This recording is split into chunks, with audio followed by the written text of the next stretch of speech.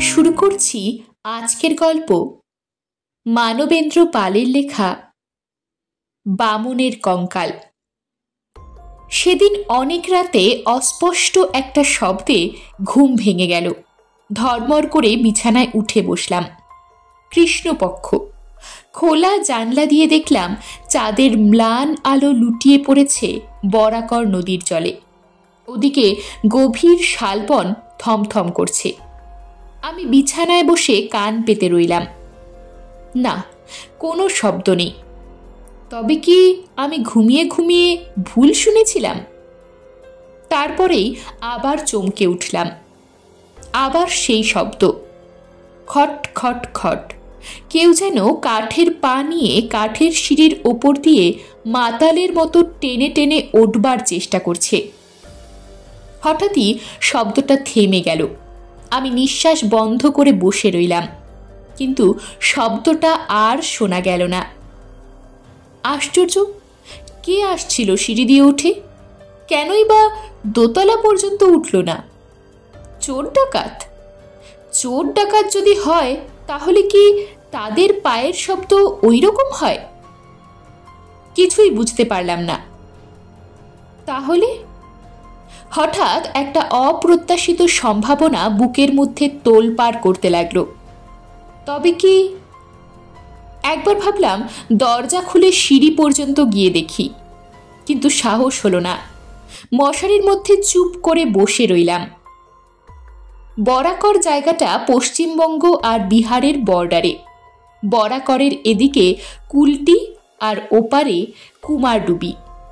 বহুকাল আগে আমার পিতামহ বরাকর নদীর নির্জন প্রান্তে শালবনের কাছে একটা দোতলা বাড়ি করেছিলেন। শুনেছি প্রতি বছর তিনি সপরিবারে এখানে হাওয়া বদলাতে আসতেন।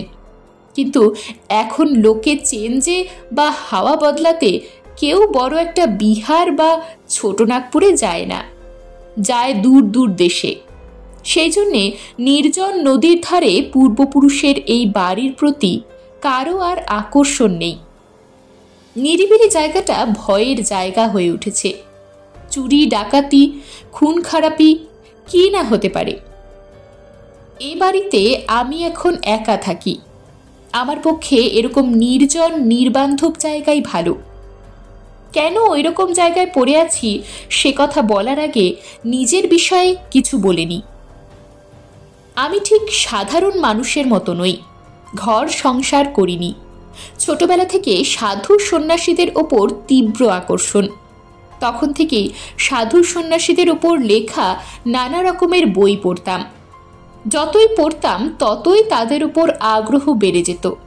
তারপর আমিও একদিন বাড়ি ছেড়ে সন্ন্যাসীদের দলে ভিড়ে পড়লাম। কত যে সন্ন্যাসীর সঙ্গে মিশেছি তার হিসেব নেই, কিন্তু তারা কেউ আমায় পাত্তা দেননি। বলেছেন, তুই ছেলে মানুষ, তোর এখনো সময় হয়নি, বাড়ি ফিরে যা। বাড়ি ফিরে আসিনি, আবার অন্য সন্ন্যাসী ধরেছি। একবার এক তান্ত্রিকের সঙ্গ পেয়েছিলাম। তিনি আবার সব সাধনা করতেন। নির্জন ভয়ঙ্কর শ্মশানঘাটে গভীর রাতে একটা মরার ওপর বসে সারা রাত মন্ত্র পড়ে যেতেন। এই সাধনা খুবই কঠিন। নানা রকম ভয়াবহ ঘটনা ঘটত। তাতে ভয় পেলেই মৃত্যু, আর ভয় না পেলে সিদ্ধি। তুমি মহাশক্তির অধিকারী হয়ে উঠবে। আমার সাধ হলো আমিও সব সাধনা শিখব। তান্ত্রিক গুরুকে একথা বলতেই তিনি লাল লাল চোখে কটমট করে তাকিয়ে আমার গালে এক চড় মেরে বললেন, ছেলে খেলা, বেরো এখান থেকে। সে কি চড়! এক চড়ে মাথা ঘুরে গিয়েছিল।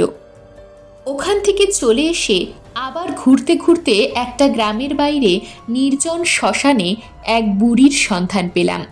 লোকে তাকে বুড়িমা বলে ডাকত, কিন্তু কেউ তার কাছে ঘেঁষত না। বলতো ও নাকি ভয়ঙ্করী বুড়িমা। শ্মশানটা একটা মজা নদীর পাশে, টোপাপানা আর কলমির দাম ডাঙার কাছে। এদিকে ওদিকে মরা কুকুর, বেড়াল, ছাগল পড়ে আছে। দুর্গন্ধে প্রাণ ওষ্ঠাগত। এছাড়া পড়ে রয়েছে শ্মশান যাত্রীদের ফেলে যাওয়া ভাঙা কলসি। একটা বিকট মরার খুলিও দেখলাম জলের ধারে পাকুড় গাছটার গোড়ায়। গা শিউরে উঠল। এখানেই একটা বট গাছের নিচে বুড়িমার দেখা পেলাম। ছেঁড়া ময়লা একটা কাঁথা জড়িয়ে পড়ে আছে, মাথায় কোকড়া চুল জট পাকিয়ে গেছে, সর্বাঙ্গে মরা পোড়ানো ছাই মাখা। কাঁথা জড়ানো থুত্থুরি বুড়িকে দূর থেকে দেখে মনে হয়েছিল যেন একটা ময়লা কাপড়ের পুটলি। যাই হোক, বুড়িকে প্রণাম করার অনেকক্ষণ পর মনের ইচ্ছা জানালাম।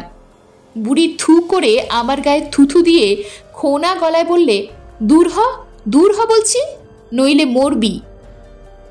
বুড়ির মুখে প্রথমেই মরার কথা শুনে খুব উৎসাহ পেলাম। বুঝলাম এখানে সাংঘাতিক কিছু ঘটলেও ঘটতে পারে। কাজেই আমি ওখান থেকে নড়লাম না, ওখানেই পড়ে থাকি। রোজই গাল খাই। মরা পোড়ানো কাঠ ছুঁড়ে নির্দয়ভাবে মারে, পিঠ ফেটে রক্ত পড়ে, তবু নড়ি না। এমনি করে 1 মাস 2 মাস গেল। এর মধ্যে কত রকমের ভয় পেলাম, কত রকমের বুক কাঁপানো শব্দ। এক সময় 3খানি মাত্র দাঁত নিয়ে বুড়ি হি হি করে ভয়ঙ্কর হাসি হেসে উঠত। আমি তখন তার দিকে তাকিয়ে মা মা করে ডাকি, অমনি ভয় কেটে যায়। ক্রমে বোধ হয় আমার ধৈর্য দেখে বুড়িমা নরম হলো। ভূত প্রেতের কত কথা শোনালো। বলল, এই শ্মশান বহুকালের, জানিস, লক্ষ চিতা জ্বলেছে। এই পবিত্র থানে ভূত প্রেত পিশাচ কি নেই। ভূত ছাড়াও আছে গোদান, আছে বই কি। মানুষ মরলে চোখে দেখা যায় না, তবু তারা থাকে। বুড়িমা ফোক লাগাতে ফক ফক করে কথা বলে। অনেক রকমের প্রাণী ভূত আছে, তাদের বুদ্ধি মানুষের চেয়ে কম, কিন্তু শক্তি বেশি। এরা হলো ডাকিনী, সখিনী। আর এক ধরনের অপদেবতা আছে, তারাও সাংঘাতিক। এদের বলে হাকিনী। মন্ত্র বলে এদের বশ করতে পারলে এদের যা করতে বলবে তাই করবে, কিন্তু একটু অসাবধান হলেই এরা তোকেই মেরে ফেলবে। আমি অবাক হয়ে এই প্রেতসিদ্ধ বুড়িমার কথা শুনি। শ্রদ্ধা বিশ্বাস বাড়ে। শেষে একদিন ভয়ে ভয়ে সব সাধনা শিখিয়ে দেবার জন্য বললাম, এই উদ্দেশ্যেই তো আমার আশা। আমার কথা শুনে বুড়িমা তো চোটে আগুন। অনেক কষ্ট করে শেষ পর্যন্ত বুড়িকে রাজি করালাম। বললে, এত করে ধরছিস, ঠিক আছে দেব, তবে ক্ষতি হলে বাঁচাতে পারবো না। আনন্দে লাফিয়ে উঠে বললাম, সাধনা করতে গিয়ে যদি প্রাণ যায় যাক। বুড়িমা একটু মুচকে হাসল। বললে, তবে যা, বাজার থেকে জিনিসগুলো কিনে নিয়ে আয়। 2-3 দিন ধরে বুড়িমার ফর্দ মতো জিনিসগুলো শহরে গিয়ে কিনে আনলাম, কিন্তু আসল জিনিস কই? সব তো আর বাজারে কিনতে পাওয়া যায় না। আজ বেশ কদিন ঘাটে একটা মরাও আসেনি। মরা এলেই কি পাওয়া যাবে? যারা মরা নিয়ে আসে তারা তো মরা পুড়িয়ে চলে যাবে। যদি প্রবল বৃষ্টি হয়, চিতা জ্বালতে না পেরে মরা ভাসিয়ে দেয়, তাহলে হয়তো সেই সব পাওয়া যেতে পারে, কিন্তু সে সম্ভাবনাই বা কোথায়? বুড়িমা মুচকে মুচকে হাসতে লাগলো। আমার কান্না পেল। বললাম, তাহলে কি হবে বুড়িমা? আমার করুণ অবস্থা দেখে বুড়ির যেন দয়া হলো। বলল, তাহলে এক কাজ কর, আমায় গলা টিপে মেরে ফেল, তারপর আমার শবের উপর বসে। প্রথমে ভেবেছিলাম বুড়ি বুঝি মশকরা করছে, কিন্তু যখন সে কাদো কাদো হয়ে তার বড় বড় বাঁকানো রক্তশূন্য নখশুদ্ধ হাত দিয়ে আমার হাত ধরে বললে, আমি বলছি তুই আমায় মার, আমার শরীরটা তাহলে সব সিদ্ধ হবে। ওরে, আমি একটা সৎ কাজ করে মুক্তি পাব। তখন আমি বিভ্রান্ত হয়ে পড়লাম। বললাম, না না, খুন করে আমি ফাঁসি যেতে পারবো না। বুড়িমা বললে, দূর পাগল, পুলিশ টের পাবে কি করে? এখানে জনমনীষী নেই, নে শেষ করে দে আমাকে। বলে সরু খসখসে চামড়ার গলাটা বাড়িয়ে দিল। আমি খুন করতে পারবো না, বলে ছুটে পালাবার চেষ্টা করতেই বুড়িমা খপ করে আমার হাতটা চেপে ধরল। সে যে কি শক্ত হাত তা বোঝাতে পারবো না। ওই থুরথুরে বুড়ি এত শক্তি কোথায় পেল? বুড়িমা বলল, যেতে হবে না, আমাকে মারতেও হবে না। আজ থেকে 3 দিন পর অমাবস্যার রাতে একটা মরা এসে ভিড়বে ঘাটে, তাকে নিয়েই তুই বসবি। মরা আসবেই তুমি জানলে কি করে? আমি জানতে পারি। কোথা থেকে আসবে? এখান থেকে 4 পথ দূরে গদাইপুরের চামারদের একটা 14-15 বছরের ছেলে মরবে। আমি তাকে দেখেছি, ভারী সুলক্ষণ আছে। কিন্তু সে মরবেই জানলে কি করে? বললাম তো আমি জানতে পারি। সে ক্ষমতা আমার না থাকলে তুই এসেছিস কেন আমার কাছে? শুনে কিরকম যেন ভয় পেয়ে গেলাম। বুড়িমা মনের অবস্থাটা ঠিক টের পেল। বলল, এই দেখ, এক্ষুনি তুই ভয়ে ভিড়মি খাচ্ছিস, তোর দ্বারা কিচ্ছু হবে না। তবু যে সেই ভীতু আমিটা কি করে সব কাজ প্রায় নিখুঁতভাবে করতে পেরেছিলাম তা ভেবে আজ অবাক হই। সেদিনই গভীর রাতে বুড়িমা বললে, আমি একটু ঘুরে আসি, তুই একা থাকতে পারবি তো? ভয় চেপে রেখে বললাম, পারবো। তুমি যাচ্ছ কোথায়? রেগে মেগে বুড়িমা বললে, অত খোঁজে তোর দরকার কি? বেশ, কখন ফিরবে বলবে তো? রাত থাকতে থাকতেই ফিরব। তোর তো দেখছি শীত করছে, দাঁড়া। বলে চটের বস্তা থেকে একটা ছেঁড়া ময়লা দাগ ধরা বিছানার চাদর এনে দিয়ে বললে, এটা গায়ে দে, আরাম পাবি। ম্যা গো, এ চাদর পেলে কোথায়? পাবো আবার কোথায়?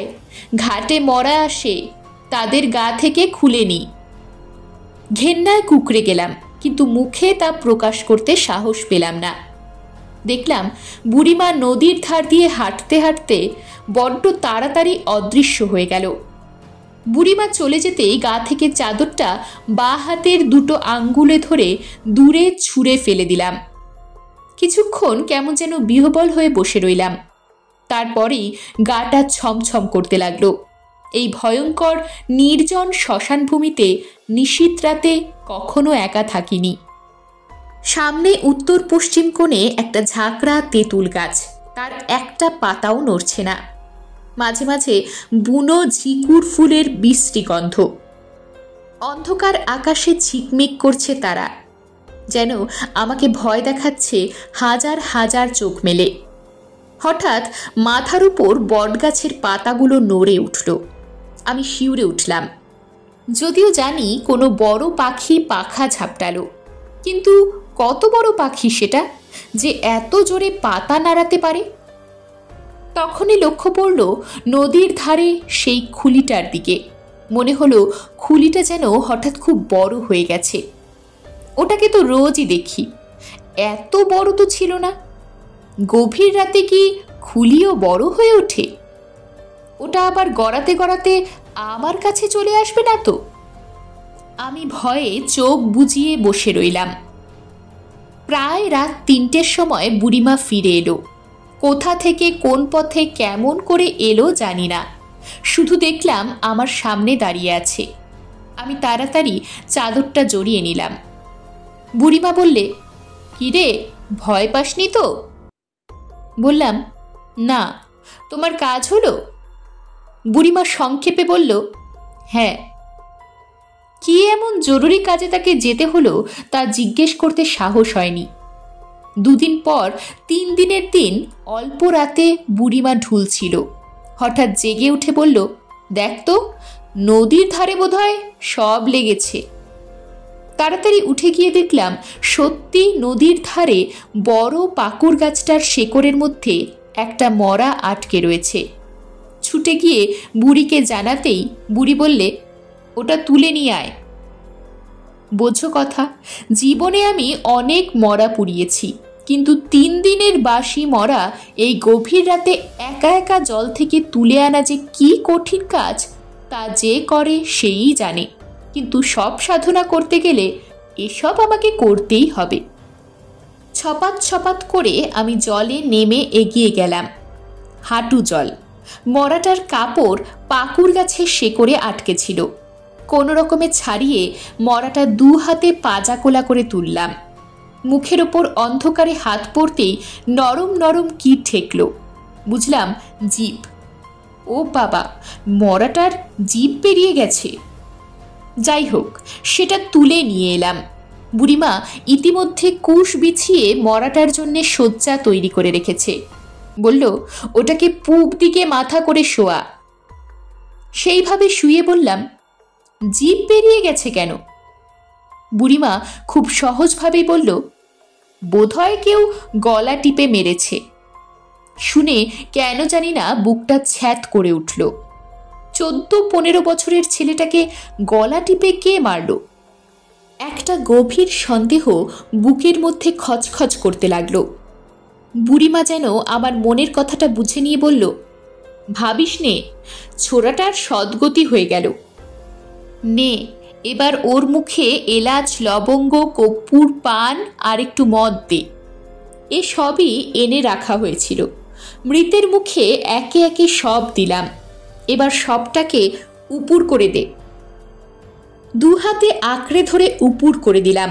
এরপর সারা পিঠে চন্দন মাখানো, পায়ের তলায় আলতা দিয়ে ত্রিকোণ চক্র আঁকা, আরও কিছু কিছু আনুষ্ঠানিক কাজ করে গেলাম। তারপর বুড়িমার আদেশ মতো শবের পিঠে কম্বল চাপিয়ে ঘোড়ার মতো চেপে বসলাম। বুড়িমা শবের হাত পা শক্ত করে বেঁধে দিয়ে বললে, এবার যা যা মন্ত্র বলেছি চোখ বুজে আওড়াবি। দেখিস, ভয় পাসনি, ভয় পেলেই মরবি। নে বল, ওং ফট ওং হ্রিং মৃতকায় নমঃ।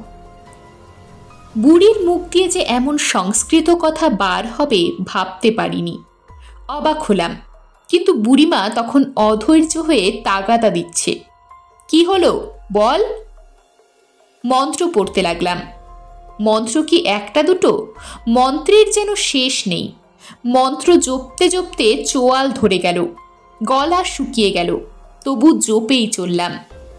রাত 2 প্রহর হলো। চারিদিকে চাপ চাপ অন্ধকার। নদীর জল কালো অন্ধকারে ঢেকে গেছে। দূরে কাশের ঝোপে শেয়াল ডেকে উঠল। হঠাৎ আমার মনে হলো এই নির্জন শ্মশানে আমি একা মৃতদেহের ওপর বসে আছি। বুড়িমা নেই। জানি ভয় পেলে চলবে না, তাই মন শক্ত করে মন্ত্র আওড়েই চললাম। তারপরেই মনে হলো মরাটা যেন থরথর করে কাঁপছে। শুনেছি এরপর সব আমাকে ফেলে দিয়ে উঠে বসবে, কিন্তু পড়ে গেলে চলবে না। সেই ভয়ঙ্কর অবস্থা কল্পনা করে আমি সিদ্ধির প্রথম ধাপে পৌঁছেই শবের ওপর থেকে লাফিয়ে নেমে ছুটে পালালাম শ্মশান থেকে। পেছনে শুনলাম বুড়িমা হাসছে খলখল করে। সব সাধনার এখানেই আমার ইতি। আর কখনো আমি ও মুখ হইনি। এই হলো আমার জীবনের একদিকের ইতিহাস। এখন আমি নিরিবিলিতে আমার ঠাকুরদার পরিত্যক্ত দোতলা বাড়িতে একাই থাকি। জায়গাটা নির্জন, কিছু আদিবাসীদের ঘর। তারা চাষবাস করে। একটা ছোটোখাটো মুদির দোকান আছে। ওরই এক পাশে তরি তরকারি বিক্রি হয়। এরাই হলো আমার প্রতিবেশী। আমি চিরদিন সাধু সন্ন্যাসীর পিছনে ঘুরেছি, কাজেই লোকালয় আমার পছন্দ নয়। পৈতৃক টাকা পয়সাও কিছু আছে, তাই নিয়ে একা একা বেশ আছি। তবে বড় অলস জীবন। কিছু করতে চাই, তার মানে চাকরি বাকরি বা ব্যবসা বাণিজ্য নয়, অন্য কিছু। কিন্তু সেই অন্য কিছুটা কি ভেবে পাই না। এমনি সময় একদিন, বেলা তখন দুপুর, খেয়ে দিয়ে বিশ্রাম করছি, হঠাৎ দরজায় কড়া নাড়ার শব্দ। আমার এখানে বড় একটা কেউ আসে না, তাই কে এলো ভাবতে ভাবতে নিচে গিয়ে দরজা খুলে দিতেই দেখি একজন বিপুলকায় সন্ন্যাসী দাঁড়িয়ে। তার মাথায় জটা, দাড়ি গোঁফ, 2 চোখের দৃষ্টি প্রখর। আমায় দেখে গোঁফের ফাঁকে একটু হাসল, গমগমে গলায় বলল, আমায় চিনতে পারছো? চিনতে একটু সময় লেগেছিল, তারপরে চিনতে পেরেছিলাম। তুমি জলেশ্বর না? যাক, চিনতে পেরেছ তাহলে।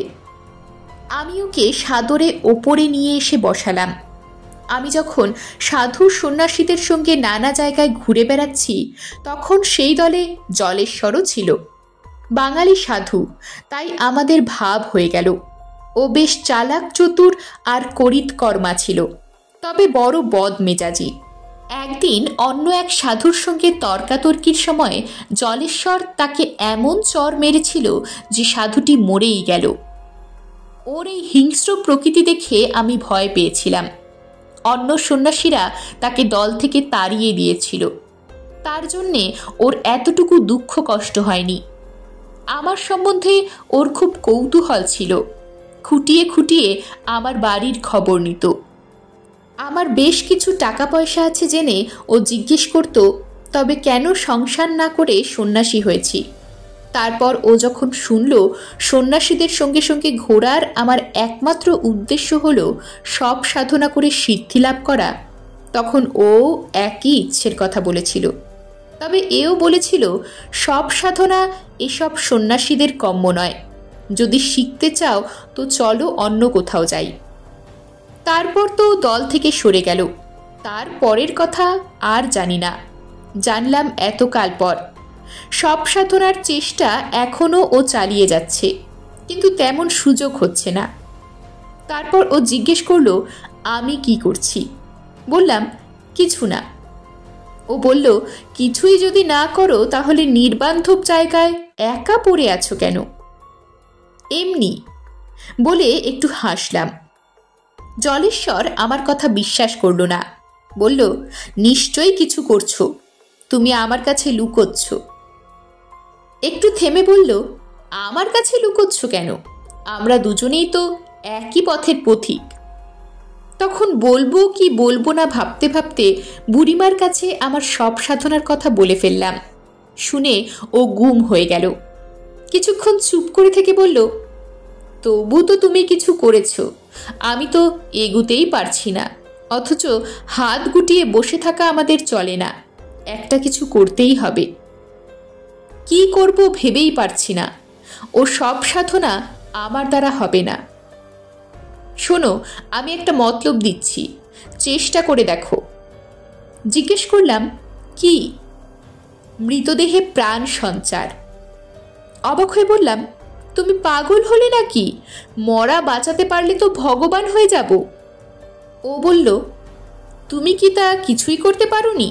তাহলে সব নড়ে উঠেছিল কি করে? চমকে উঠলাম, তাই তো। বললাম, তুমিও তো চেষ্টা করে দেখতে পারো। জলেশ্বর গম্ভীরভাবে বলল, চেষ্টা করতাম, শুধু দুটো জিনিসের অভাব। এক, মৃতদেহ পাওয়া, দুই, উপযুক্ত জায়গা। আমার থাকার আপাতত কোনো নির্দিষ্ট জায়গা নেই, সেদিক দিয়ে তোমার জায়গাটি বেশ। তুমি ফের চেষ্টা করো, আমিও জায়গা দেখছি। চললাম, একদিন এসে খোঁজ নিয়ে যাব। জলেশ্বর তো চলে গেল, কিন্তু আমার মাথায় একটা অদ্ভুত ভাবনা ঢুকিয়ে দিয়ে গেল। যদি সত্যি আমি মৃতদেহে প্রাণ সঞ্চার করতে পারি, তাহলে আমায় দেখে কে? আমি তো প্রায় সর্বশক্তিমান ভগবান হয়ে উঠব। আর কেনই বা পারবো না? বুড়িমার দৌলতে সব সাধনার হাতে খড়ি তো হয়েই আছে। মৃতদেহকে নড়াতে তো পেরেছিলাম। তখনই মনস্থির করে ফেললাম, এই এক্সপেরিমেন্টটা আমায় করতেই হবে। আর এই বাড়িরই একতলার ঘর এই কাজে যথেষ্ট উপযুক্ত হবে। কিন্তু প্রধান সমস্যা, মৃতদেহ পাবো কোথায়? ও জিনিসটা তো দোকানে কিনতে পাওয়া যায় না। ভাবতে ভাবতে ছোটবেলায় পড়া রূপকথার একটা গল্প মনে পড়ে গেল। এক রাক্ষসী মরা বাঘের হাড়গোড় জোগাড় করে তাকে বাঘের আকৃতি দিয়ে মন্ত্র পড়ে জ্যান্ত বাঘ করে তুলেছিল। হঠাৎ আজ মনে হলো, হাড় জোড়া দিয়ে জ্যান্ত বাঘ করার মন্ত্রগুলো কি নিতান্তই লেখকের কল্পনা? এমনও তো হতে পারে তখনকার দিনের মায়াবিনীরা সত্যি এমন মন্ত্র জানত, যাতে হাড়ের ওপর দিব্যি রক্ত মাংস লাগিয়ে তাতে প্রাণ দেওয়া যেত। এ কথা মনে হতেই ভাবলাম, হাড়গোড় জোগাড় করা যদি সম্ভব নাই হয়, একটা কঙ্কাল জোগাড় করে দেখা যাক। কিন্তু কঙ্কাল পাবো কোথায়? অনেকেরই জানা আছে হাসপাতালে যেসব বেওয়ারিশ মৃতদেহ পড়ে থাকে সেগুলোকে পুঁতে দেওয়া হয়, কিন্তু ইদানিং এইসব মৃতদেহ নিয়ে ব্যবসা শুরু হয়েছে। কিছু লোক হাসপাতালের জমাদার প্রভৃতিদের গোপনে টাকা দিয়ে এইসব মৃতদেহ নিয়ে যায়, তারপর আরও গোপনে অ্যাসিড দিয়ে গলিয়ে পচিয়ে গোটা কঙ্কালটা বের করে নেয়। তারপর হাসপাতালে যেখানে অ্যানাটমি শেখানো হয় সেখানে অনেক টাকায় বিক্রি করে দেয়। ডাক্তারি পড়তে গেলে গোটা কঙ্কালের দরকার হয়। এইবার আমি ওইরকম কঙ্কাল ব্যবসায়ীর সন্ধানে বেরিয়ে পড়লাম। এর জন্যে আমাকে হাসপাতালে হাসপাতালে গিয়ে জমাদারদের সঙ্গে গোপনে যোগাযোগ করতে হয়েছে। তারপর ওইরকম একজন ব্যবসায়ীর গোপন ডেরার সন্ধান পেয়ে গেলাম সেখান থেকে। ব্যবসায়ীটি এ তল্লাটে একজন রাজমিস্ত্রি বলে পরিচিত। সে তো প্রথমে ভালো করে যাচিয়ে নিল আমি পুলিশের লোক কিনা। যখন জানল প্রাইভেটে ডাক্তারি পরীক্ষা দেবার জন্যেই আমি একটা গোটা কঙ্কাল খুঁজছি, তখন সে দরজা জানলা বন্ধ করে 2-3টে কঙ্কাল বের করে দেখালো। কিন্তু সব কটাতেই খুঁত আছে, হয়তো খুলিটা একটু ফাটা কিংবা একটা আঙুল ভাঙা। এতে আমার কাজ হবে না বলে যখন হতাশ হয়ে চলে আসছি, তখন ছুচলো মুখ লুঙ্গি পরা লোকটা দুর্গন্ধপূর্ণ অন্ধকার গুদম ঘর থেকে একটা বেটে কঙ্কাল এনে দেখালো। কঙ্কালটা যেন 9-10 বছরের ছেলের, খড়ির সঙ্গে কী সব ওষুধ মাখানো।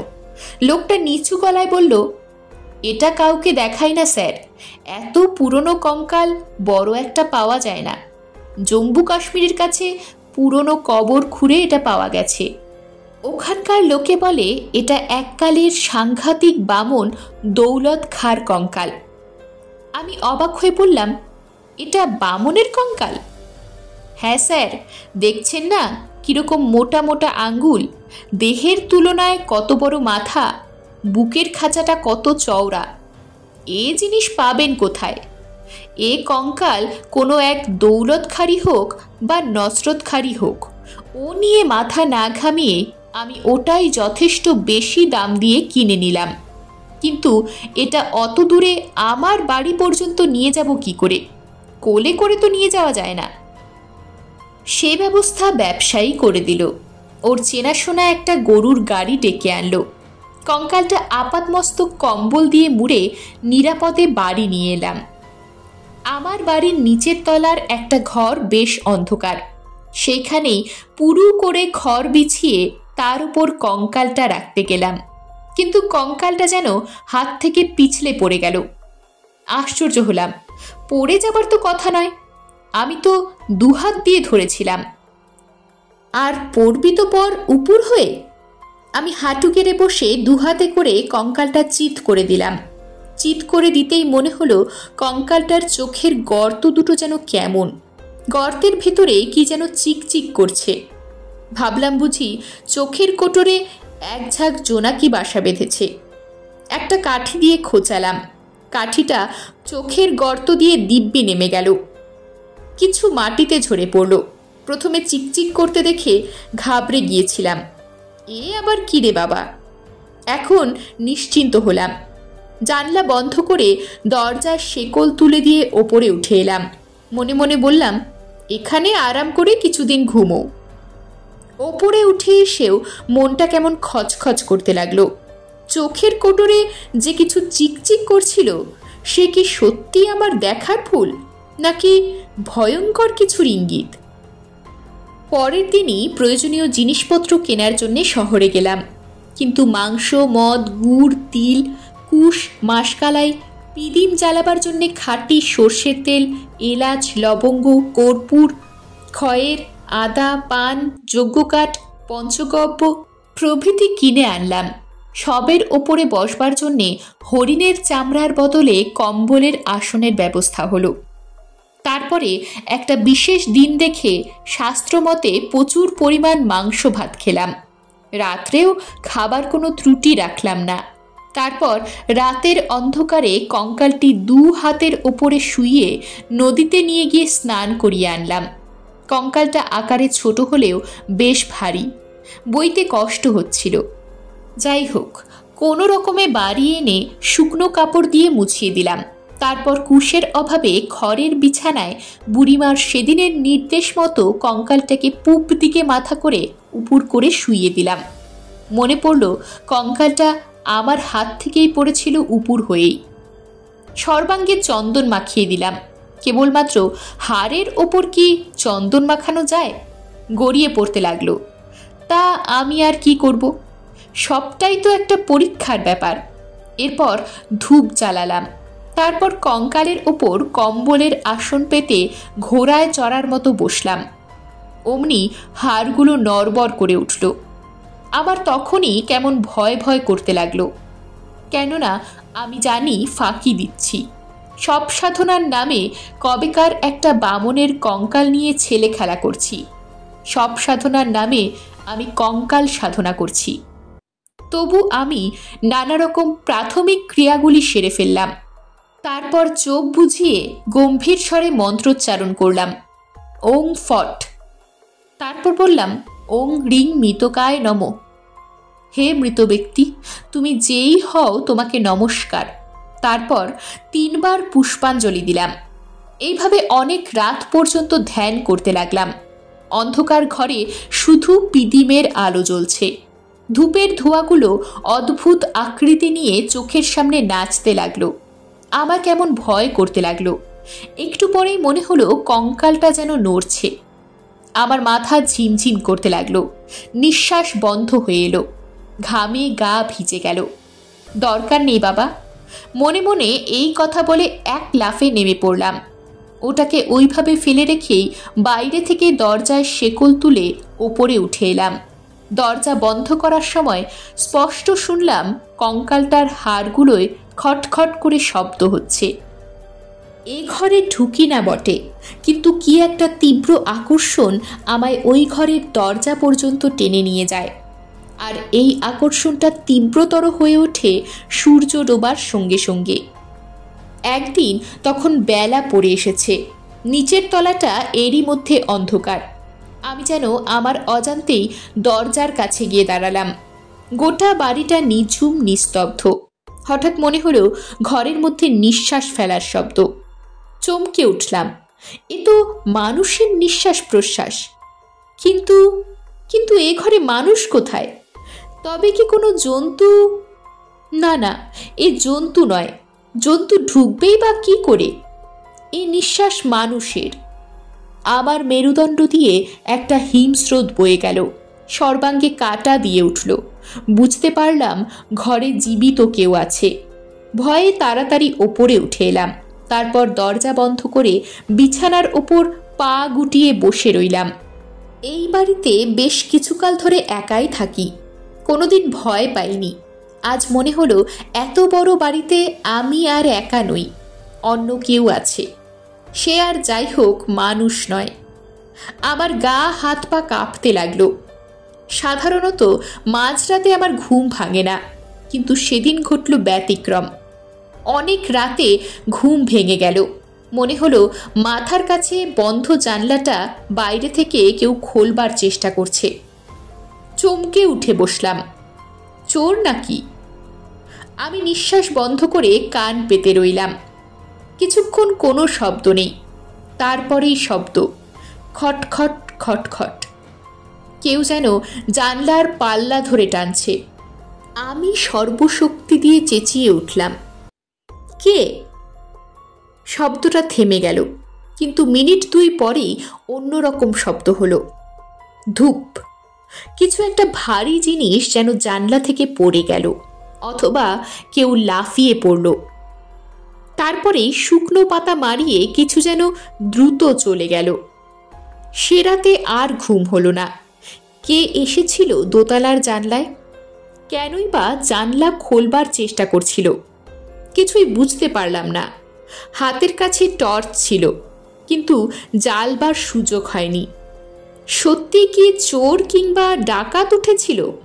কিন্তু চোরই হোক বা ডাকাতি হোক, উঠবে কি করে? এদিকের দেওয়াল থেকে জল পড়ার কোনো পাইপ নেই, আর দেওয়াল বেয়ে দোতলায় ওঠা কোনো মানুষের সাধ্য নয়। তবে কি লোকটা মই নিয়ে এসেছিল? তা হতে পারে, কিন্তু নামবার সময় লাফ দিয়ে পড়ল কেন কি জানি। পরের দিন সকালে জানলার নিচে কোনো ফেলে যাওয়া মই দেখতে পাইনি। এইভাবে নানা সংশয়ে সন্দেহে আমি যখন দোদুল্যমান, তখনই আর একদিন রাতে এই কাহিনীর প্রথমেই যে ঘটনার উল্লেখ করেছি সেই ঘটনাটা ঘটল। ইদানিং রাতে ভালো করে ঘুম হতো না, কেবলই মনে হতো আবার বুঝি কেউ জানলার কপাট খোলবার চেষ্টা করছে। চোর ডাকাতে করছে জানলেও নিশ্চিন্ত হতে পারতাম, কেননা চোরের কাছ থেকে সাবধান সতর্ক হওয়া যায়।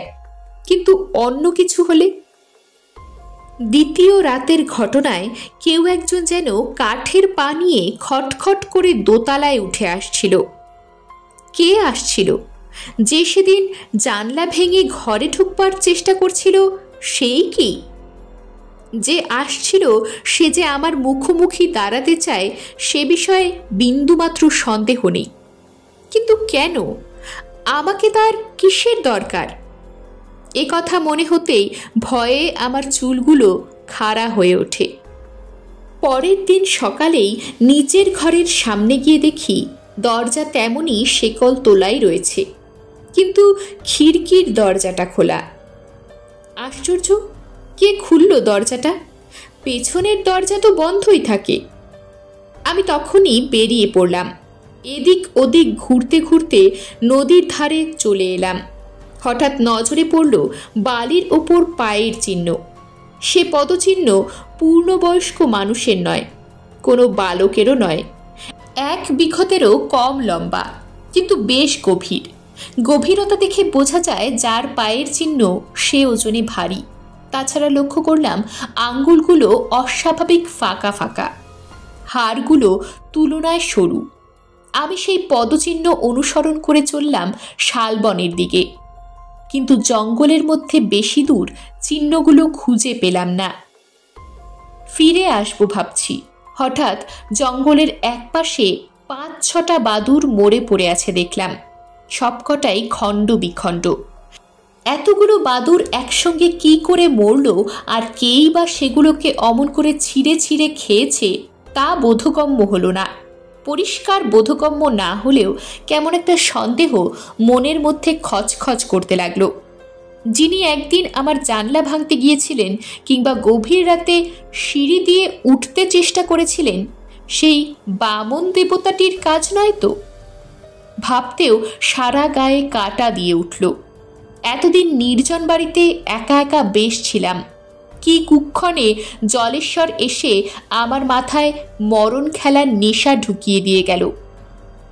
বাড়ি ফিরেই শেকলবন্ধ দরজার কাছে এসে দাঁড়ালাম। দরজা খুলতে সাহস হলো না। জানলাটা একটু ফাঁক করে দেখলাম তিনি খড়ের বিছানায় দিব্যি শান্তভাবে শায়িত রয়েছেন। কদিন পর, সেটা ছিল বোধহয় রবিবার। আমার বাড়ি থেকে মাইলখানেক দূরে বাজারের দিকে যেতে যে ফাঁকা রাস্তাটা একটা বাঁক খেয়ে শালবনের দিকে গেছে, সেই মোড়ে পৌঁছতেই দেখলাম লোকের জটলা, সবার মুখে চোখে আতঙ্কের ছাপ। ভাবলাম সাত সকালে কি এমন ঘটল। একে ওকে জিজ্ঞেস করে যা জানলাম তা রীতিমতো ভয়ঙ্কর ব্যাপার। গত রাতে কয়েকজন লোক শালবনের পাশ দিয়ে মরা নিয়ে কবরখানার দিকে যাচ্ছিল। সববাহীরা আগে আগে চলছিল, পেছনে জনা তিনেক, তাদের হাতে লণ্ঠন, শাবল, কোদাল। হঠাৎ তারা নাকি দেখে মানুষের মতো একটা জীব প্রায় কঙ্কালসার তাদের পথ আগলে দাঁড়ায়। আমার বুকটা কেঁপে উঠল। কোনো রকমে একজনকে জিজ্ঞাসা করলাম, লোকটা লম্বায় চওড়ায় কীরকম?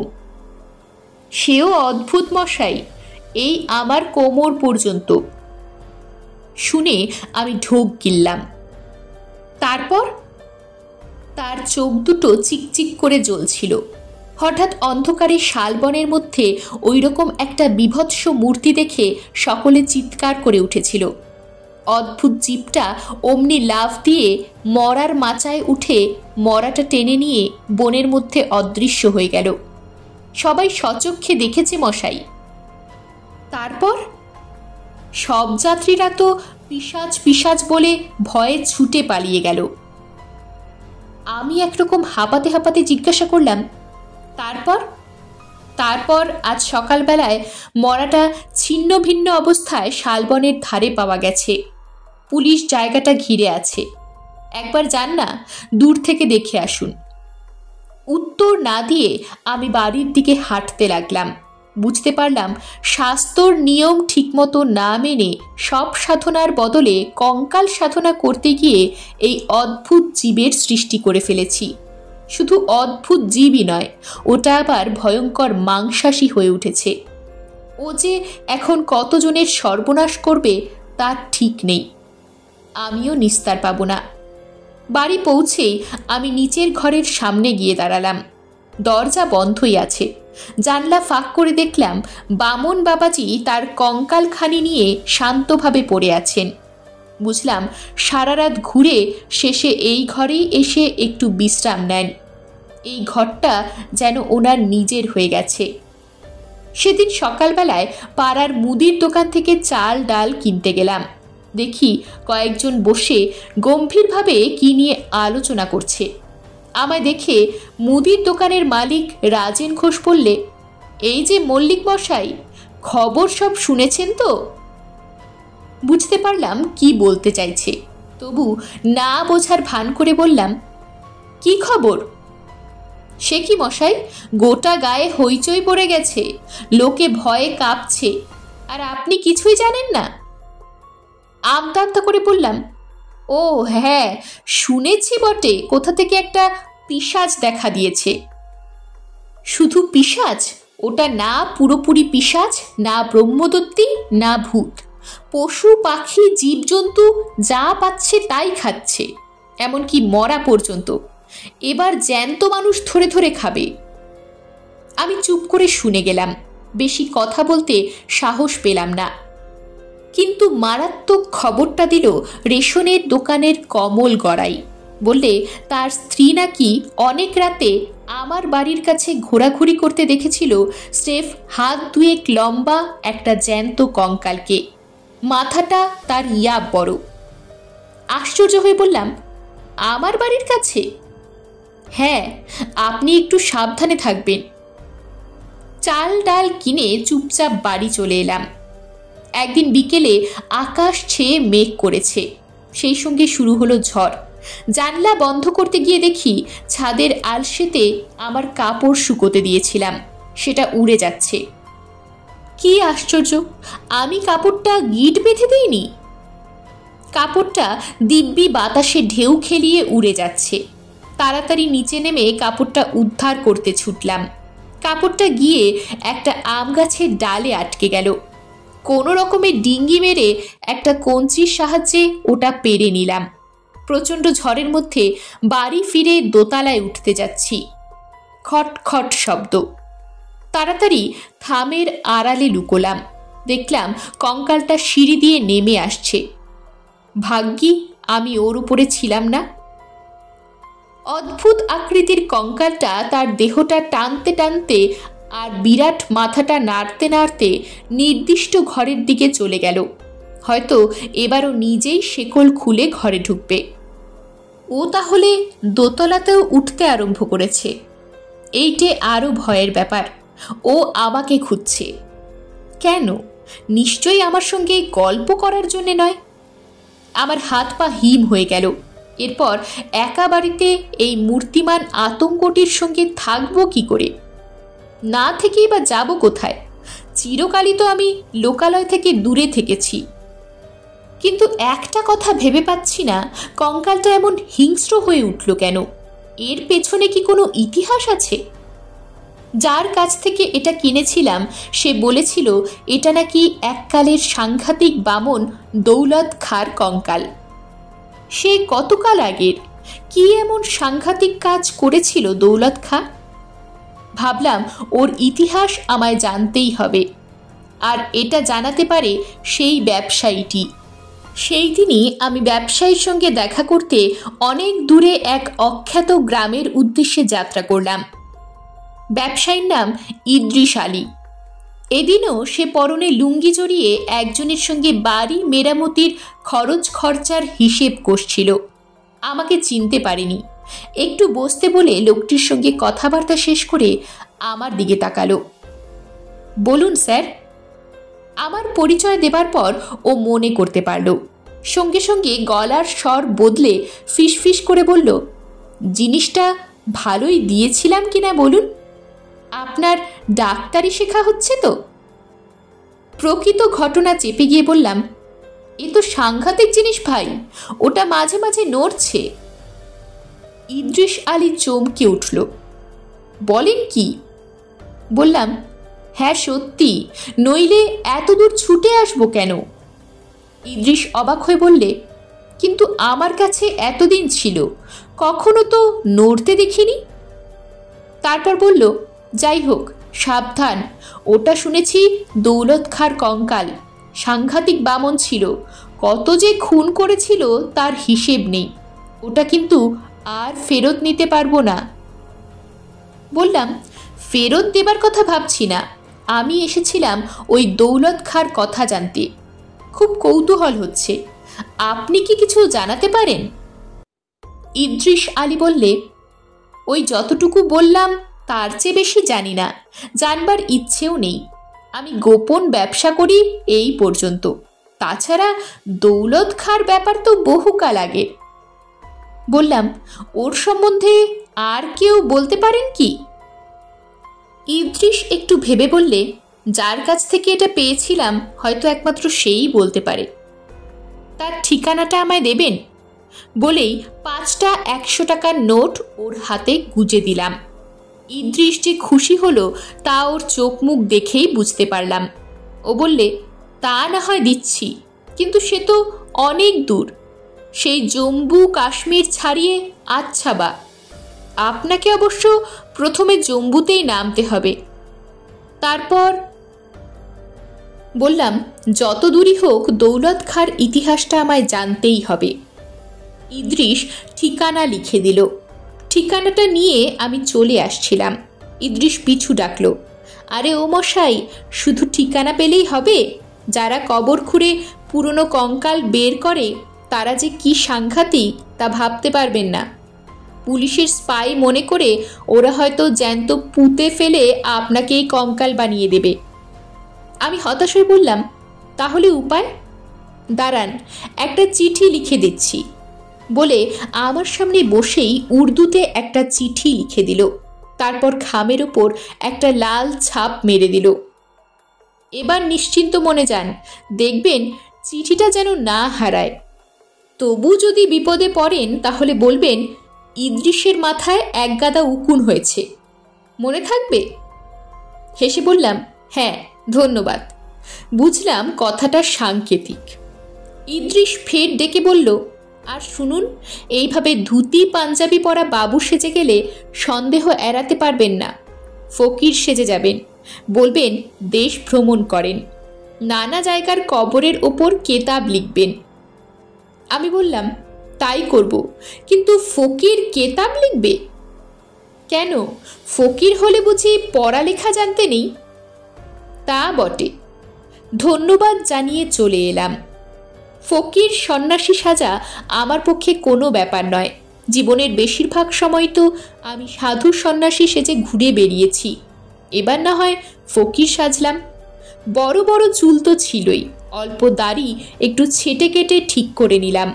কালো একটা আলখাল্লা পরলাম, কালো একটা বড় ঝুলি, চোখে সুরমা, গলায় কাঁচ পাথরের মালা। ব্যাস, একেবারে নির্ভেজাল ফকির বনে গেলাম। তারপর একদিন শিয়ালদা থেকে জম্মু তাওয়াই এক্সপ্রেসে চড়ে বসলাম। মনে বেশ আনন্দ, কতদিন পর দেশ ভ্রমণে চলেছি। তাছাড়া ওই হতভাগা কঙ্কালটার হাত থেকেও কিছুদিন রেহাই পাব। পাক্কা দুরাত্রির কাটিয়ে জম্মু, সেখানে সকালে বাসে উঠে শ্রীনগর। রাত্রিটা একটা ছোটোখাটো হোটেলে কাটিয়ে পরের দিন পহেলগা, সেখান থেকে মাটান হয়ে আচ্ছাবা। আঁকাবাঁকা পাহাড়ি রাস্তা, মাঝে মাঝে ঝর্ণা, গোড়ালি ডোবা সরু নদী, কখনো কখনো ছোট ছোট ঘর বাড়ি। এখানেই রয়েছে মোগল বাগান। কাছের ভৃঙ্গি নদীর জলাধার পাহাড় ভেঙে এখানে ঝর্ণা হয়েছে। আর এখানেই 1640 খ্রিস্টাব্দে শাহজাহান কন্যা মোগল উদ্যান তৈরি করলেন, যার সুন্দর সবুজ লনে কেয়ারি করা অজস্র রং বেরঙের ফুলের মাধুর্য ছড়িয়ে আছে স্বপ্নের মতো। কিন্তু প্রকৃতির সৌন্দর্য উপভোগ করার মতো মনের অবস্থা তখন আমার ছিল না। জালালউদ্দিনের ঠিকানা খুঁজে বের করতেই হবে, জানতে হবে বামন দৌলত খাঁর ইতিহাস। এটা খুব সহজ কাজ নয়। অনেক খোঁজাখুঁজির পর জালালউদ্দিনের সন্ধান পেলাম। এখানে ছোট একটা সরাইখানা চালায়, যেমন লোক দেখানো রাজমিস্ত্রির কাজ ইদ্রিসের। একটা ছোট ঘরে বসেছিল 3 জন, লম্বা চওড়া চেহারা, চোয়াল শক্ত, চোখগুলো সাপের মতো। এরা যে শুধু পুরনো কবর খুঁড়ে কঙ্কাল চুরি করে তা নয়, বোধহয় আরও কিছু ভয়ানক কাজটাজও করে। চিঠিটা একজনের হাতে দিয়েই খামের ওপর নাম পড়ে সে আর একজনকে দিল। তার একটা চোখ কানা, সম্ভবত সেই জালালউদ্দিন, কেননা চিঠিটা সেই খুলে পড়ল। চিঠিটা পড়ে সে প্রথমে একটু অবাক হয়ে আমার দিকে তাকালো, তারপর চিঠিটা অন্যদের হাতে দিল। চিঠিটা 3 জনেই পড়ল। এবার আমাদের কথাবার্তা শুরু হলো। ওরা উর্দু হিন্দি মিশিয়ে কথা বলছিল, ভাঙা ভাঙা বাংলাও জানে। ওদের প্রশ্ন করার ভঙ্গি থেকে বুঝলাম আমি যে কেতাব লেখার জন্য দৌলত খাঁর ইতিহাস জানতে চাইছি তা ওরা বিশ্বাস করছে না। শুধু অবিশ্বাস করাই নয়, আমি যে একটা প্রতারক এমন সন্দেহও করছিল। আমি ওদের বোঝাতে চাইলাম চিঠিটি ইদ্রিস আলী নিজে লিখেছে, হাতের লেখা মিলিয়ে দেখো। সে কথার উত্তরে একজন বলতে চাইল, চিঠিটা জাল হতে পারে। বললাম, কিন্তু লাল ছাপটা? ওটা ইদ্রিসের বলেই মনে হয়। তাহলে? ওরা কিছুক্ষণ চুপ করে রইল। সন্দেহ তবু ঘোচে না। আমাকে পুলিশের লোক ভেবেছে। আমি যে পুলিশের লোক নই তা প্রমাণ করতে না পারলে আমায় মরতে হবেই। আমি করুণ চোখে ওদের দিকে তাকিয়ে রইলাম। আচ্ছা ফকির সাহেব, ইদ্রিস কি আর কিছু বলেছে আপনাকে? কই না তো, বলেছে এই চিঠিখানা দিলেই তুমি যা জানতে চাইছো তা জানতে পারবে। ওদের একজন খেকিয়ে উঠে বলল, ব্যাস, আর কিছু বলেনি? না, আবার কি বলবে? ওরা 3 জন চোখে চোখে কথা বলে নিল। বুঝলাম বিপদ আসন্ন। ওরা বলল, চলুন ফকির সাহেব, বিশ্রাম করবেন, বলে আমায় পাশের একটা ঘরে নিয়ে গিয়ে বাইরে থেকে তালা বন্ধ করে দিল। আমি প্রমাদ গুনলাম, বুঝলাম আমার আর মুক্তি নেই। আমায় ওরা বিশ্বাস করছে না। 2 দিন কেটে গেল বন্দি অবস্থায়। আমার কেবলই মাথায় ঘুরছিল, ইদ্রিস কি আর কিছু বলেছিল? না, আর কি বলবে? ও হ্যাঁ, বলেছিল ফকিরের বেশ ধরতে হবে। তা তো আমি ধরেছি, কিন্তু আর তো কিছু বলেনি।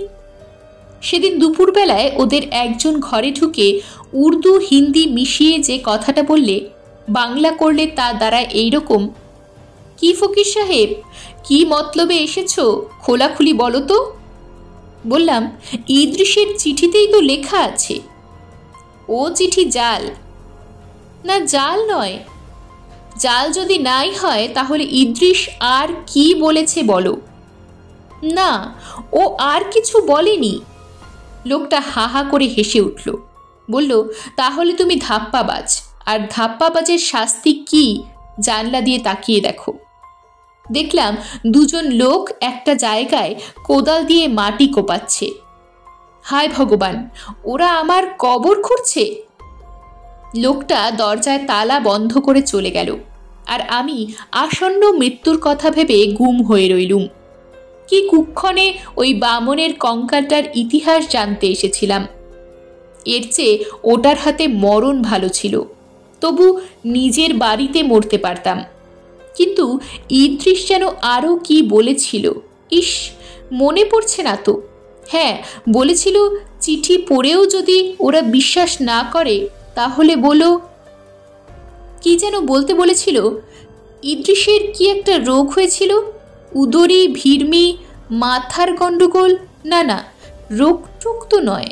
তাহলে তাহলে যে কি তা কিছুতেই মনে পড়ল না। একটা সাংঘাতিক কথা। সামান্য একটা কথা ঠিক সময় কিছুতেই মনে না পড়লে তার যে কি অপরিসীম যন্ত্রণা। এমন সময় দরজা খুলে তিনজনই ঢুকল, হাতে ছোড়া। ফকির সাহেব? হ্যাঁ হ্যাঁ, মনে পড়েছে, ইদ্রিস কিছু একটা বলেছিল, কিন্তু আমি মনে করতে পারছি না, আমায় একটু সময় দাও। না, তুমি মিথ্যেবাদী বলে একজন আমার চুলের মুঠি ধরতেই আমার স্মৃতির দরজা হাট করে খুলে গেল। আমি চিৎকার করে বলে উঠলাম, মনে পড়েছে, মনে পড়েছে, ইদ্রিস বলেছিল ওর মাথায় এক গাদা উকুন হয়েছে। ব্যাস, যেই এ কথা বলা অমনি যেন জোকের মুখে নুন পড়ল। ওরা ছোড়া ফেলে দিয়ে আমার পায়ে আঁচড়ে পড়ল, বলল, ফকির সাহেব ক্ষমা করো, আমাদের ভুল হয়েছিল। তারপর আমার দারুণ খাতির, খানাপিনা, আদর আপ্যায়ন সেসব মিটতে জালালউদ্দিন দৌলত খাঁর সুদীর্ঘ ইতিহাস আমায় যা শোনালো তা সংক্ষেপে এই রকম। অনেকদিন আগে একবার নেপালের রাজা হিমালয়ের সংলগ্ন গাড়োয়াল রাজ্য আক্রমণ করেন। গাড়োয়াল রাজ যুদ্ধে পরাস্ত হয়ে নিজের রাজ্য ছেড়ে পালিয়ে যান। নেপালিরা রাজপ্রাসাদ, দুর্গ দখল করে যথেচ্ছ অত্যাচার চালায়। গাড়োয়াল রাজ উপায়ান্তর না দেখে ইংরেজদের সঙ্গে সন্ধি স্থাপন করেন, আর ইংরেজদের সাহায্যে নেপালিদের তাড়িয়ে গাড়োয়ালকে ফের স্বাধীন করেন। কিন্তু এর জন্যে ইংরেজকে গাড়োয়ালের অনেকখানি দিয়ে দিতে হয়। এই অংশ ব্রিটিশ গাড়োয়াল নামে পরিচিত হয়, বাকি অংশ স্বাধীন গাড়োয়াল। গাড়োয়াল রাজ কিন্তু তার রাজধানীতে আর ফিরে এলেন না। রাজধানী থেকে ৩২ মাইল উত্তর পশ্চিমে অলকানন্দার অপর পারে টিহরিতে নতুন করে রাজধানী স্থাপন করেন। তার নতুন পরিচয় হল টিহরিরাজ। গাড়োয়ালদের মধ্যে দেবপ্রয়াগ একটি প্রসিদ্ধ স্থান। এখানে একটি পুরনো মন্দির আছে, তার মধ্যে রাম সীতার মূর্তি। এই মন্দিরের অধিকারী টিহরির রাজা। মন্দিরে অনেক ধনসম্পত্তি লুকোনো আছে। টিহরি রাজ্যের নিয়ম, রাজার মৃত্যু হলে তার নিজের ব্যবহারের সব জিনিস এই মন্দিরে রাখা হয়। এই গাড়োয়ালের এক পর্বত গুহায় একটা অদ্ভুত দর্শন লোক ছিল। আকারে বেটে, মাথাটা দেহের তুলনায় অনেক বড়। সেই মাথায় রোয়া রোয়া চুল, ভয়ঙ্কর দুটো চোখ, আঙুলে হিংস্র জন্তুদের মতো বাঁকানো নখ। সে লোকালয়ে বড় একটা আস্তনা, জীবজন্তু মেরে খেত, ক্ষুদে রাক্ষস জাতীয় আর কি। যারা তাকে দেখেছিল তারা ভয়ে পালাতো। তারা কি জাত, কি ধর্ম তা কেউ জানত না। তার একমাত্র পরিচয় ছিল পাহাড়ি শয়তান। কত যে তার বয়স তা কেউ বুঝতে পারত না। কে যে কেন তার নাম দৌলত খাঁ রেখেছিল তাও জানা যায় না। ক্রমে সে লোকালয়ে আসতে আরম্ভ করল। ইচ্ছে করলেই অসাধারণ তৎপরতায় সে মানুষ খুন করতে পারত। ওদিকে নেপাল রাজ প্রতিশোধ নেবার জন্যে নানা রকম ফন্দি আটছেন। তিনি যখন দৌলত খাঁর মতো হিংস্র বামনের কথা শুনলেন তখন গোপনে তাকে ডেকে পাঠালেন। তার উপর ভার দেওয়া হলো টিহরি রাজ্যে সন্ত্রাস চালাতে হবে যাতে টিহরিরাজ জব্দ হয়। দৌলত খাঁর এটা বেশ মনের মতো কাজ হলো। অহেতুক নরহত্যায় ওর দারুণ আনন্দ। গভীর রাতে সে টিহরির পথে পথে ঘুরে বেড়ায়। যাকেই পায় তীক্ষ্ণ নখ দিয়ে নৃসিংহ অবতারের মতো পেট চিরে ফেলে, অথচ তাকে কেউ ধরতে পারে না। ধরতে পারে না তার কারণ রাতের অন্ধকারে সে তার ছোট্ট দেহটা নিয়ে চটপট লুকিয়ে পড়তে পারে। শুধু তাই নয়, 2 মিনিটের মধ্যে গাছে ওঠা বা উঁচু পাঁচিলে ওঠা তার পক্ষে কিছুই নয়। এমনিভাবে কত যে সে নরহত্যা করেছে তার হিসেব নেই। এমনি সময় নেপাল থেকে রাজার এক চর ওর কাছে এসে বলল, রাজার ইচ্ছা দেবপ্রয়াগে টিহরিরাজের রাম সীতার মন্দিরে যে বিপুল ধনসম্পত্তি আছে তা এনে দিতে হবে।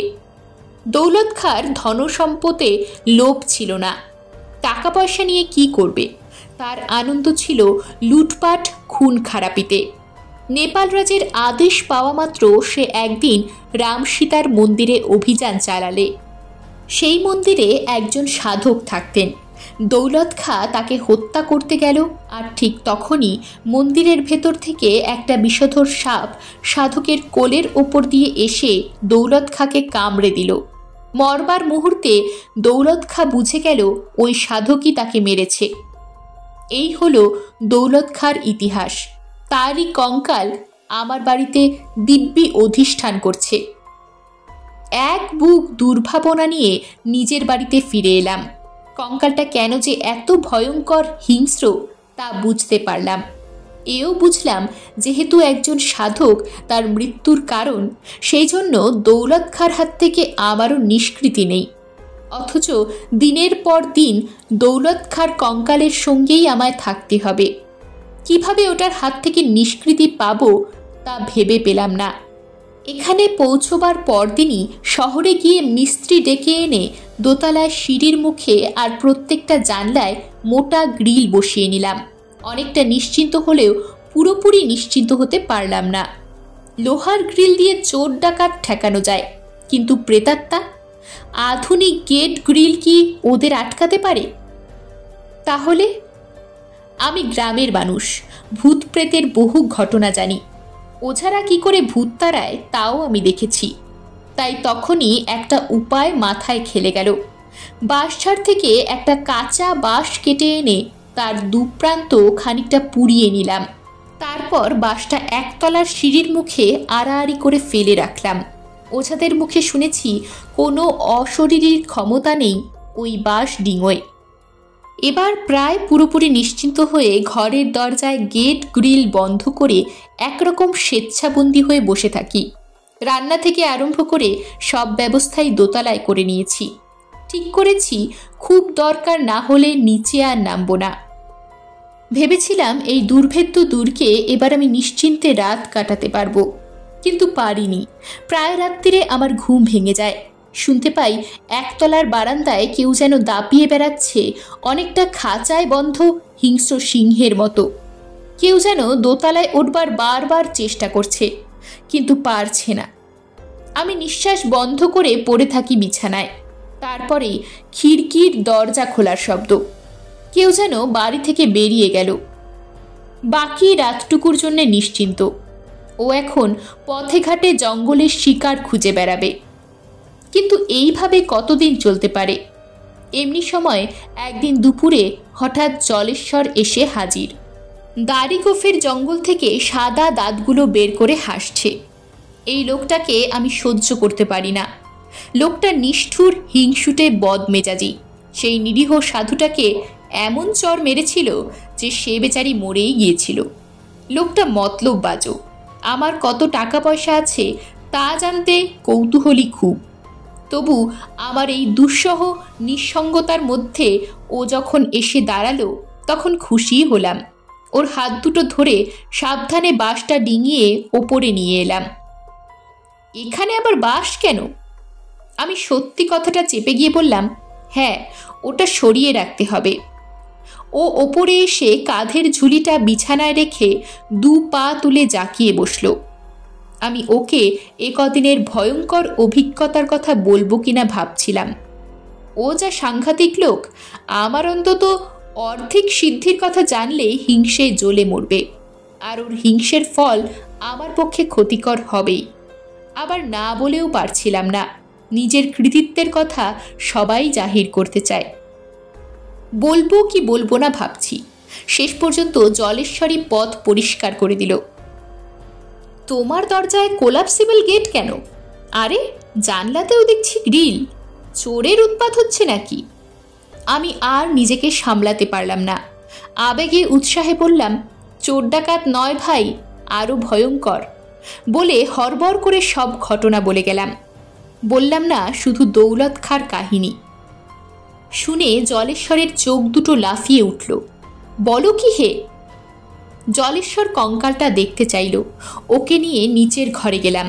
ও কিছুক্ষণ ওটা দেখল, তারপর ওপরে এসে বলল, এ তো সাংঘাতিক জিনিস, বামনের কঙ্কাল তো পাওয়াই যায় না।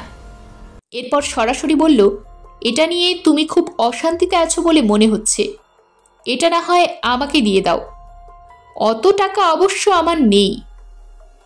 ওকে দিয়ে দিতে পারলেই আমি নিশ্চিন্ত হতাম, দেওয়াই বোধহয় উচিত ছিল, কিন্তু কেন যেন দিতে মন সরল না। আশ্চর্য, যে জিনিসটা আমার নিত্য ভয়ের কারণ, যার গতি হলে আমি স্বস্তি পেতাম, সেটা আমি ওকে দিতে পারলাম না। যেটাকে আমি তিল তিল করে তৈরি করেছি, যাকে নিয়ে ভয়ঙ্কর পরীক্ষা করেছি, সেটা যেন একমাত্র আমারই সম্পত্তি। আরও স্পষ্ট কথা হলো এই যে জলেশ্বর মানুষটা লোভী, আমার তৈরি জিনিস দেখে বাগাবার চেষ্টা করছে। জলেশ্বর বলল, কি ভাবছো এত? ওটা আমায় দাও, পুরো টাকা আর একদিন এসে দিয়ে যাব। আমি পরিষ্কার গলায় বললাম, না, ওটা আমি দিতে পারবো না। জলেশ্বর যেন গালে চর খেয়ে থমকে গেল, মুখটা রাগে অপমানে থমথম করতে লাগলো। বললে, ঠিক আছে, তোমার জিনিস তোমারই থাক। এই বলে জলেশ্বর গুম হয়ে বসে রইল। বসে রইল তো বসেই রইল, ওঠার আর নামই করে না। এদিকে বেলা পড়ে আসছে, একটু পরেই সন্ধে হবে। তখন ও যাবে কি করে? অথচ ও আমার সঙ্গে থাকুক আমি তা মোটেই চাই না। এমনি সময় ও গা ঝাড়া দিয়ে উঠল, হেসে বলল, আজ রাতটা যদি তোমার কাছে থাকি অসুবিধে হবে? আমাকে বলতেই হলো, কিছুমাত্র অসুবিধে হবে না। তবু জলেশ্বরের মতো সাংঘাতিক একটা লোককে নিয়ে একসঙ্গে রাত্রিবাস করা যে কি ভয়ঙ্কর ব্যাপার, তা অন্য কেউ বুঝতে পারবে না। ভয়ে ভয়ে প্রায় গোটা রাতটা জেগে কাটালাম। মুখের ওপর রোদ এসে পড়তেই ঘুম ভেঙে গেল। ধর্মর করে উঠে বসলাম, দেখি জলেশ্বর আগেই উঠে গেছে। নিজেকে ধিক্কার দিলাম। ছি ছি, অতিথি আগে উঠে যাবে আর বাড়ির কর্তা পড়ে পড়ে ঘুমোবে? ছি! ওর মুখ ধোয়ার জল দিতে হবে, সকালের জলযোগের ব্যবস্থা করতে হবে। ভাবতে ভাবতে ওর খোঁজ করতে গেলাম, কিন্তু দোতলা একতলা কোথাও তার দেখা পেলাম না। ভাবলাম হয়তো নদীর ধারে গেছে। অপেক্ষা করে রইলাম, কিন্তু সে আর ফিরল না। অবাক কাণ্ড, এভাবে না জানিয়ে চলে যাবার কারণ কি? একতলায় এসে ঘুরতে ঘুরতে কোণের ঘরের সামনে এসে দেখি দরজাটা খোলা, কঙ্কালটা নেই। কঙ্কালের কি হলো বুঝতে বাকি রইল না। জলেশ্বরকে খুব দোষ দিই না, সে চেয়েছিল, আমি দিইনি, কাজেই চুরি করা ছাড়া তার উপায় ছিল না। যাই হোক, কঙ্কালটার একটা গতি হলো, সৎপাত্রে পড়েছে। তবু নির্মম সত্য এই যে জলেশ্বর ওটা চুরি করেছে। ও চোর, আমারই কাছে এক রাত থেকে আমারই সাধনার ধন নিয়ে পালিয়েছে। ও বিশ্বাসঘাতক, ওর ক্ষমা নেই। বেশ কিছুদিন কেটে গেছে, জলেশ্বরের আর দেখা নেই। দেখা দেবেই বা কোন লজ্জায়, কিন্তু আমার কৌতূহল ক্রমশ বেড়েই উঠছে। এটা নিয়ে ও কি করছে? সিদ্ধি হয়েছে নাকি চড়া দামে কোথাও বেচে দিয়েছে? ওর তো অসাধ্য কিছুই নেই। আর দৌলত খাঁ সাহেব, তিনি কি একটার পর একটা জীব হত্যা করেই চলেছেন? সেটা ছিল বুধবার, ভোরের দিকে মেঘ করেছিল বলে বেলা বুঝতে পারিনি। হঠাৎ বাইরের দরজায় জোর ধাক্কাধাক্কি। ধর্মর করে উঠে নিচে নেমে গেলাম, দেখি বেশ কয়েকজন লোক জড়ো হয়েছে। উত্তেজনায় তারা থমথম করছে। কি ব্যাপার? মুদির দোকানের রাজেন ঘোষ, রেশনের দোকানের কমল গড়াই, আরও কয়েকজন এগিয়ে এসে বলল, একটা ডেড বডি পড়ে আছে। Dead body? চমকে উঠলাম। আগে হ্যাঁ। কার? তা তো জানি না, আপনার বাড়ির পেছনে তেঁতুল গাছটার তলায়। আপনি চেনেন কিনা দেখে যান। ভয়ে ভয়ে গিয়ে দেখলাম, না দেখলেই ভালো হতো। বিভৎসভাবে বিকৃত একটা মৃতদেহ, ঘাড়টা ভেঙে ঝুলছে, চোখ মুখ ক্ষতবিক্ষত, চেনার উপায় নেই। তবু যে চিনলাম তা তার বিরাট দেহ আর দাড়ি গোঁফ দেখে, কিন্তু মুখে বললাম না, চিনি না। বাড়ি ফিরে নিচের ঘরের দিকে চোখ পড়তেই দেখলাম দরজা খোলা। জলেশ্বরকে শেষ করে মাটিতে শুয়ে আছে দৌলত খাঁর কঙ্কালখানা, আগের মতোই। কিন্তু এভাবে একটা ভয়ঙ্কর কঙ্কালকে নিয়ে তো চলতে পারা যায় না। প্রতি রাত্রিরেই ও বেরিয়ে যায়, আবার রাত থাকতে থাকতেই এই ঘরে অধিষ্ঠান করে। এখানেই যেন ওর ডেরা। অবশ্য ওর সৃষ্টির মুহূর্ত থেকেই ও তো এই ঘরটাকেই জানে, এটাই ওর নতুন জন্মভূমি। এখন আর এক দুশ্চিন্তা, এটাকে নিয়ে কি করব, কোথায় ফেলব। সেদিন অনেক রাতে গায়ে একটা হিমশীতল স্পর্শ পেয়ে ঘুমটা অতর্কিতে ভেঙে গেল। চমকে উঠলাম, এ কি, ঘরের মধ্যে বুড়িমা ফিকফিক করে হাসছে। কি এত ভাবছিস, ওটা আমাকে দিয়ে আয়, সদ্গতি করে দেব। ধর্মর করে উঠে বসলাম। বুড়িমা যেন ভোজবাজির মতো মিলিয়ে গেছে। এ কি স্বপ্ন? হতে পারে, কিন্তু তার বরফের মতো ঠান্ডা হাতের স্পর্শটা যে এখনো গায়ে লেগে রয়েছে। যাই হোক, দু একদিন পরেই আমি গরুর গাড়ি করে কঙ্কালটা নিয়ে বুড়িমার সেই শ্মশানে এসে হাজির হলাম, যেখানে আমি দিনের পর দিন কাটিয়েছি। আশ্চর্য, বুড়িমা যেন জানতো আমি আসব। হেসে বলল, এসেছিস, আয়, শখ মিটেছে, দে ওটা। কম্বলে ঢাকা কঙ্কালটা বুড়িমার সামনে রাখলাম। বুড়িমা বলল, ওই যে একটা চিতা জ্বলছে, ওখানে শুইয়ে দে। দাঁড়া দাঁড়া, আগের কাজটা আগে সারি বলে একটা কাঠ দিয়ে কঙ্কালটার মাথায় জোরে আঘাত করল। অমনি ফাটা মাথা থেকে একরাশ কালো কালো পোকা চারিদিকে ছড়িয়ে পড়ল। ভয় পাস নে, এবার দে চিতায় তুলে। তাই দিলাম, আর দেওয়ার সঙ্গে সঙ্গেই বামুনের কঙ্কালটা ধোঁয়ায় অদৃশ্য হয়ে গেল। এরকমই আরও সব গল্প পেতে চ্যানেলটিকে সাবস্ক্রাইব করে দেবেন, আর গল্পটি যদি ভালো লেগে থাকে তাহলে লাইক, শেয়ার আর কমেন্ট করে দেবেন।